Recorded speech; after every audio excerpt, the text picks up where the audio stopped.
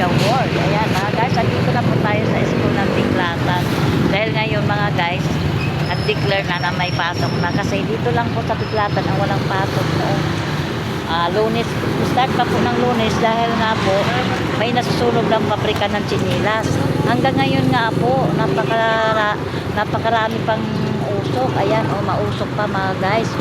May pagpa, ayan. Mga guys, kasi mga guys, amoy, hi idol.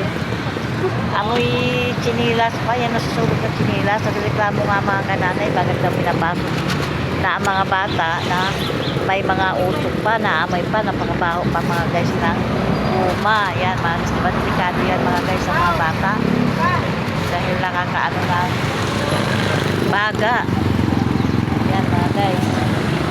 Ayan mga guys. Yan.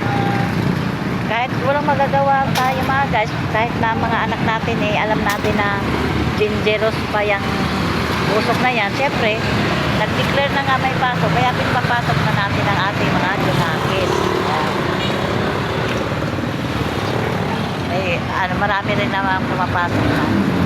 Yan. God bless you all mga guys.